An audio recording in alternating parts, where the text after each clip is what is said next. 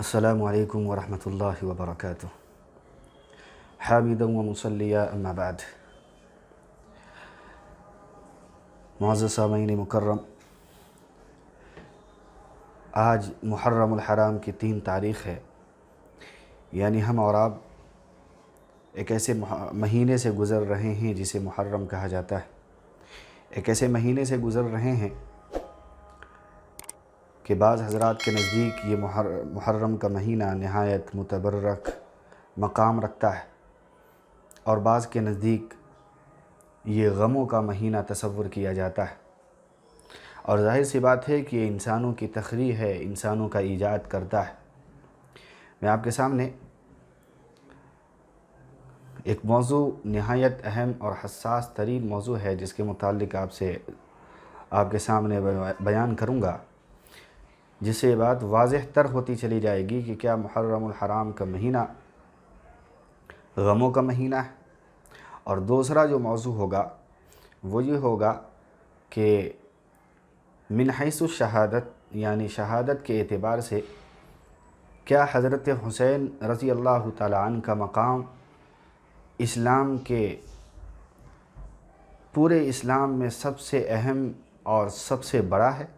کیا ان سے بڑا کوئی شہید اس کائنات کے اندر پیدا نہیں ہوا؟ کیا اللہ رب العالمین نے ان کو ہی سید الشہداء بنایا تھا، جیسا کہ آج ہمیں تصور دیا گیا، بتایا گیا، سمجھایا گیا، اور یہ کہا گیا کہ ان سے بڑا شہید کائنات کے اندر کوئی نہیں ہے؟ یہ 2 موضوع ایسے ہیں جن کا جاننا سمجھنا بہت نہایت اہم اور ضروری ہے۔ ان کو سمجھنے کے بعد ہمیں بہت سارے اشکالات سے پردہ اٹھانا آسان ہو جائے گا اور سمجھنا بھی آسان ہو جائے گا۔ لہٰذا جہاں تک پہلی بات کا تعلق ہے تو خوب سمجھ لیجئے اور جان لیجئے کہ اسلام میں کوئی بھی دن، کوئی بھی تاریخ یا کوئی بھی مہینہ یا کوئی بھی سال ایسا نہیں ہے کہ اسلام نے اپنے ماننے والوں کو یہ کہا ہو کہ اس مہینے کے اندر غمی منایا جائے اور اس مہینے کو جو ہے منحوس سمجھا جائے، یا اس مہینے کے اندر آپ جو ہے اپنے گریباں کو چاک کریں، اپنے بدن کے اوپر جو ہے چھری چلائیں اور اپنے بچوں کے جو ہے پیٹھ کے اوپر چھری کے نشانات ماریں اور سینہ کو بھی کریں، بلکہ اسلام ان چیزوں کا مخالف ہے۔ اسلام تو اتنا آسان ہے کہ ان چیزوں کی اجازت قطعاً نہیں دے سکتا۔ لہٰذا حضرت حسین رضی اللہ تعالیٰ عنہ کے بعثت سے پہلے ہی محرم الحرام نہایت اہم تھا اور مبارک متبرک تھا۔ ان کے آنے کے بعد چونکہ ہمارے نزدیک لفظ شہادت یہ رسول اللہ صلی اللہ علیہ وسلم کی سنت ہے اور اللہ رب العالمین کا پسندیدہ ہے، اور مؤمنین کے لیے یہ شرف قبولیت کی بات ہے، لہٰذا ہم اس کو شرف سمجھتے ہیں، ہم اس پر کوئی بھی نکتہ چینی نہیں کرتے۔ لہٰذا ہم یہ کہتے ہیں کہ شہادت موت میں سب سے اعلیٰ مقام رکھتا ہے۔ اسی بنیاد پر ظاہر بات ہے کہ جس مہینے کا مقام اور جس مہینے کی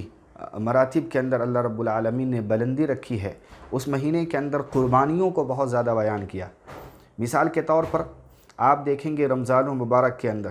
تو رمضان المبارک چونکہ مبارک مہینہ تھا تو قربانیوں کا ایک سلسلہ دراز شروع کیا کہ دن کو اللہ رب العالمین مؤمنین کو بھوکا رکھتے ہیں، پیاسا رکھتے ہیں، خواہشات سے اس کو بچاتے ہیں تکمیل کے لیے۔ چونکہ یہ مہینہ مبارک تھا اور جو ہے متبرک تھا، اسی بنیاد پر محرم کے مہینے کے اندر چونکہ اللہ رب العالمین کو محرم کا مہینہ بھی پسندیدہ ہے، اسی بنیاد کے اندر اس کو قربانی کا چیپٹر زیادہ رکھا۔ شروع ہی محرم کے اندر یعنی یکم محرم کے اندر حضرت عمر بن خطاب رضی اللہ تعالیٰ عنہ کی شہادت کا واقعہ پیش کرایا، پھر اس کے بعد جو ہے گاہے بگاہے 10 محرم تک ایسے ایسے واقعات پیش آئے ہیں جس کو بیان کرنے کی ابھی قدر ضرورت پیش نہیں آ رہی ہے۔ بس اتنا سمجھ لیجئے کہ 10 محرم کو، یکم محرم کو بھی شہادت ہے اور 10 محرم کو بھی شہادت ہے۔ تو شہادت جس مہینے کے اندر آئی ہے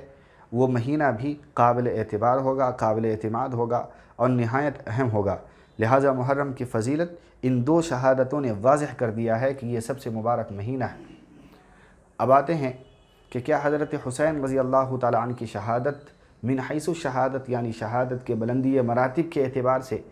تمام انسانوں میں سب سے بلند مقام رکھتا ہے؟ کیا ان سے پہلے کوئی ان سے بڑا شہید پیدا نہیں ہوا؟ ان کو سمجھنا بہت ضروری، لہٰذا اس کے پیچھے میں ایک واقعہ کی طرف آپ کو لے کر کے جانا چاہتا ہوں۔ وہ واقعہ ہے جنگ احد کا۔ جنگ احد کے اندر رسول اللہ صلی اللہ علیہ وسلم خود من حیث صورت موجود تھے اور ان کے ہی زیر سایہ جنگ لڑی جا رہی تھی۔ قائد رسول اللہ صلی اللہ علیہ وسلم موجود تھے، ان کی موجودگی میں جنگ لڑی گئی ہے۔ ان کے کارکون میں ایک کا نام آتا ہے حضرت امیر حمزہ،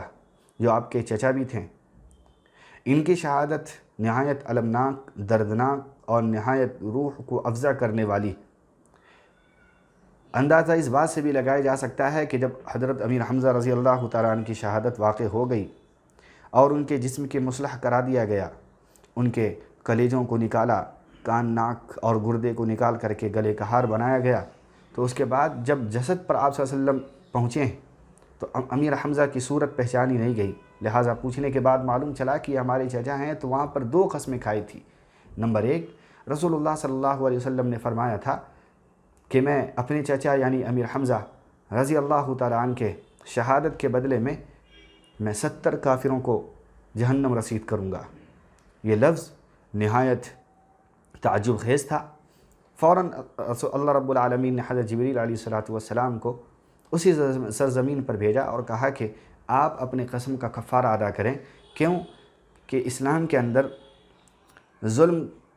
جس انسان کے اوپر کیا جاتا ہے، اگر اس کا بدلہ لیا جائے تو زیادتی نہیں کی جا سکتی ہے، بلکہ جتنا نقصان پہنچایا گیا ہے اسی قدر نقصان پہنچایا جا سکتا ہے۔ لہٰذا آپ ایک کے بدلے میں ایک کا کہنا صحیح ہے، لیکن ایک کے بدلے میں آپ 70 کا لفظ استعمال نہیں کر سکتے۔ لہٰذا فوراً نطق نبی صلی اللہ علیہ وسلم کو روکا گیا اور کفارہ ادا کرنے کو کہا گیا۔ اچھا، وہیں پر اسی مقام پر ایک اور قسم کھائی تھی، بلکہ قسم نہیں، دنیا کے آنے والے انسانوں کو ایک حکم دیا تھا، اور یہ حکم امیر حمزہ رضی اللہ تعالیٰ عنہ کے بارے میں تھا اور دنیا کے تمام جو ہے اس شریعت محمدی کے ماننے والوں کے لیے تھا، اور اس سے گزشتہ امتوں کے لیے بھی تھا کہ اس روئے زمین پر جتنے بھی شہید ہیں ان شہیدوں کے سب سے امیر یعنی سید الشہداء، جنت میں اگر شہیدوں کا کوئی امیر ہوگا تو حضرت حسین نہیں بلکہ حضرت امیر حمزہ ہوں گے۔ یہ بات نبی علیہ السلام نے فرمائی، اور اللہ رب العالمین کا وہ پیغامبر جو پیغام لے کر نبی علیہ السلام کے پاس آیا کرتا تھا وہ بھی آیا ہوا تھا، لیکن اس کے اوپر کوئی نکیر نہیں فرمائی۔ پہلی بات کی تردید فرمائی اور دوسری بات کو اسی جو ہے صورت پر باقی رکھا گیا کہ ہاں امیر حمزہ سید الشہداء ہے۔ اب مجھے بتائیں کہ کیا اللہ رب العالمین کو یہ بات معلوم نہیں تھی کہ بھئی کائنات کے اندر ایک ایسی ہستی آنے والی ہے جو کربلا کے میدان میں شہید ہوں گی، جو نہایت المناک شہادت کے دور سے گزارا جائے گا، اور وہ سید الشہداء ہوں گے؟ اگر یہ بات معلوم تھی تو پھر وہاں پر حضرت امیر حمزہ کو جو لقب دیا گیا ہے وہ لقب کو چھین کر کے حضرت حسین کے لیے باقی رکھنا تھا، یا پھر یہ ہو سکتا ہے کہ اللہ رب العالمین کو ساری نوعیت باقی ہے اور اسی بنیاد پر یہ لقب حضرت امیر حمزہ کے لیے باقی رکھا۔ وجہ اللہ رب العالمین خوب بہتر جانتے ہیں کہ جو معرکہ رسول اللہ صلی اللہ علیہ وسلم کے موجودگی میں لڑا گیا ہے، ان کی معیت میں لڑا گیا ہے، ان کا شہید ہونے والا ان کا فرد بھی ہر اعتبار سے بڑا ہوتا ہے، اس کے مقابلے میں جس لشکر کے امیر جو ہے حضرت حسین رضی اللہ تعالیٰ عنہ، یعنی ایک معرکہ نبی کی معیت کے اندر لڑا جا رہا ہے اور ایک معرکہ حضرت حسین کی معیت میں لڑا جا رہا ہے، دونوں میں فرق ہے۔ نبی کی معیت کے اندر جو جنگ لڑی جا رہی ہے اس کا ہر فرد نرالا ہے معرکہ کے اعتبار سے۔ ہاں، یہ الگ بات ہے کہ حضرت حسین رضی اللہ تعالیٰ عنہ چونکہ خانوادہ نبوت سے تعلق رکھتے ہیں اور آپ کا ایک خاندان ہے، اس اعتبار سے تو بڑا ہو سکتا ہے، لیکن من حیث شہادت یہ بات یاد رکھیے کہ جمی اہل سنت اور جو ہے تمام امت کا متفقہ فیصلہ ہے کہ حضرت امیر حمزہ رضی اللہ تعالیٰ عنہ شہیدوں کے سردار۔ میں ایک بات آگے چل کے کہوں تو یہ بات بھی وجہ ہوگا کہ حضرت عمر بن خطاب رضی اللہ تعالیٰ عنہ کی شہادت، یہ شہادت حضرت حسین رضی اللہ تعالیٰ عنہ کی شہادت سے افضل ہے، نہایت افضل ہے۔ ان کو جو شہادت ملی ہے اس شہادت کو سمجھنے کے لیے آپ صرف ایک نقطہ سمجھیں جو حضرت عمر بن خطاب نے اپنے مدینۃ المنورہ کے اندر دعا فرمائی تھی۔ وہ دعا کے الفاظ یہ تھے، چار جزیات تھے اس دعا کے اندر۔ نمبر 1 کہ مجھے شہادت کے موت یعنی شہادت عطا فرما۔ نمبر 2 مسجد نبوی کے اندر عطا فرما۔ نمبر 3 نماز کے عالم میں عطا فرما۔ اور نمبر 4 منبر رسول پر عطا فرما۔ اور یہ چاروں دعائیں یعنی اس دعا کے چاروں جزیات اللہ رب العالمین نے ہو بہو قبول کیا۔ لہٰذا جب حضرت عمر بن خطاب رضی اللہ تعالیٰ عنہ کی شہادت ہوئی تو اس موقع پہ دنیا نے دیکھا کہ ہاں یہ الگ بات ہے کہ عمر بن خطاب رضی اللہ تعالیٰ عنہ کے پرچم اور اسلام کا جو ہے فریرہ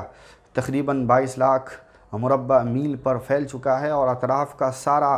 خطہ مسلمان ہو چکا ہے، اسلام کی ایک بہترین ریاست قائم ہو چکی ہے، لیکن اس کے باوجود بھی جو شہادت ہوئی ہے وہ اسلام کے مرکز یعنی مدینۃ المنورہ کے اندر ہوئی ہے، اور ایسے عالم میں ہوئی جب نماز پڑھی جا رہی اور اس مقام پر ہوئی جہاں پر رسول اللہ صلی اللہ علیہ وسلم امامت فرمایا کرتے ہیں۔ لہذا یہ چاروں صفتیں حضرت عمر بن خطاب کی شہادت کے اندر موجود ہے۔ لہٰذا اب بتائیں کہ وہ شہید جو مدینہ کے اندر ہوا ہو، روضہ رسول کے پاس ہوا ہو، اور جو ہے حرم کے اندر ہوا ہو، اور اللہ نے دعا کو قبول کیا ہو، اور وہ بھی جو کائنات کے اندر حضرت ابوبکر صدیق کے بعد سب سے بڑا مقام رکھتا ہو، اس اعتبار سے حضرت حسین رضی اللہ تعالیٰ عنہ من حیث شہادت کے اعتبار سے بھی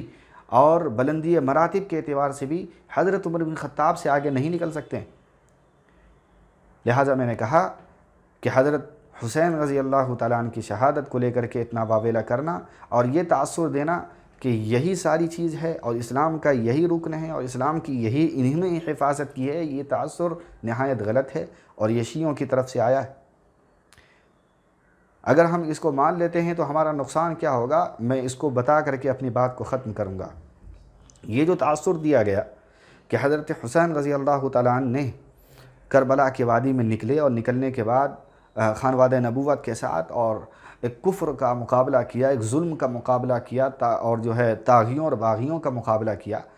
اور ایسے عالم میں نکلے کہ ان کے ساتھ دیگر صحابہ کرام نہیں تھے۔ ظاہر بات ہے کہ اس زمانے میں جب حضرت حسین تھے، امیر معاویہ رضی اللہ تعالیٰ عنہ کی حکومت قائم تھی اور خلفاء گزر رہے تھے، اور پوری دنیا کے اندر تقریباً 3 جو ہے بر اعظم پہ اسلامی حکومت قائم ہو چکی تھی۔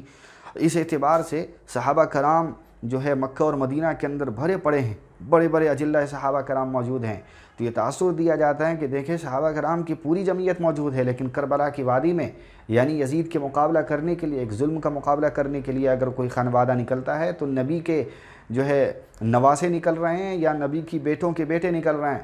بیٹیوں کے بیٹے نکل رہے ہیں، یعنی گویا کہ نبوت کا جو سلسلہ نسب ہے انہی لوگوں نے اسلام کا ساتھ دیا ہے۔ باقی جو دیگر اطراف سے صحابہ کرام اسلام قبول کر کے آئے تھے انہوں نے اسلام کے اوپر کوئی کام نہیں کیا۔ ظاہر بات ہے، ایک مثال سے بات سمجھنے میں آسانی ہوگی کہ مثال کے طور پر ایک شخص ووٹ لڑتا ہے اور اس کو ووٹ دینے کے لیے صرف اس کے بیٹی کا بیٹا آئے یا پھر چند شخص آئے، یعنی اسی کا خانوادہ ایک گھرانے کا، اور پورا گھر بھی نہیں۔ ظاہر بات ہے کہ رسول اللہ صلی اللہ علیہ وسلم کی اور بھی بیٹیاں ہیں، ان کے بھی جو ہے اولادیں ہیں، وہ بھی نہیں آئے تھے۔ تو صرف ان کے ایک بیٹا کسی کو ووٹ دے یا پھر ان کے چند اشخاص ووٹ دے، تو کیا آپ یہ کہہ سکتے ہیں کہ وہ کینڈیڈیٹ جو ووٹ کے لیے کھڑا ہوا ہے وہ تکمیل تک پہنچ گیا ہے، وہ کامیاب ہو گیا ہے؟ ظاہر بات ہے کہ جس کو جمعیت نے اور جو ہے سارے لوگوں نے قبول نہیں کیا ہے، وہ جو ہے مقبول ترین انسان کیسے ہو سکتا ہے؟ تو گویا کہ رسول اللہ صلی اللہ علیہ وسلم کی نبوت کے اوپر ایک طریقے سے حرف ہے کہ آپ کی نبوت کے صدقے میں، آپ کے اسلام کو بچانے کے صدقے میں آپ کا صرف گھرانہ نکلا ہے کربلا کی وادی میں، اور گھرانے میں سے بھی صرف وہ فرد نکلے ہیں جو آپ کے نسل سے ہیں اور ایک ہی نسل ہے۔ لہٰذا یہ تاثر دے کر کے گویا کہ پورے صحابیت کے اوپر سے اعتماد کو اٹھا لیا گیا تھا۔ لہٰذا یہ نہایت غلط ہے۔ اسلام کے اوپر جو قربانیاں دی گئی ہیں وہ سب سے پہلی قربانی خود رسول اللہ صلی اللہ علیہ وسلم کی ذات کی ہے، اور ہر شخص جانتا ہے وہ حدیث جو اماں عائشہ رضی اللہ تعالی عنہا سے موجود ہیں کہ جب ان سے رسول اللہ صلی اللہ علیہ وسلم سے وہ خود سوال کرتی ہیں کہ آپ اپنی زندگی کا ایک ایسا موڑ بتائیے ایک ایسی قربانی بتائیے، ایک ایسا دور بتائیے کہ جس دور کو آپ سب سے زیادہ یاد کرتے ہوں، جس پر فخر ہو، اور اس طریقے سے مان لیجئے کہ وہ آپ کی زندگی کا گویا کہ خلاصہ ہو۔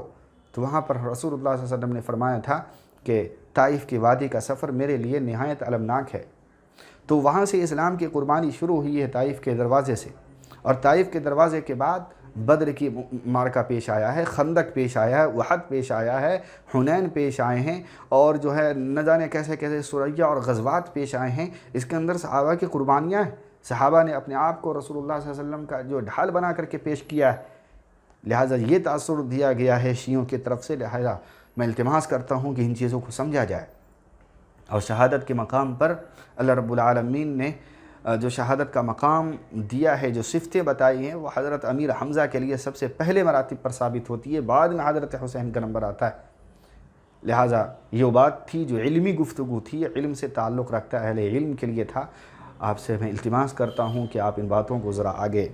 پہنچائیں، اپنے دوستوں کو بتائیں، تاکہ ان چیزوں کی حقیقت سامنے آئے، وہ بھی جان سکیں کہ شہادت کی حقیقت کیا ہے۔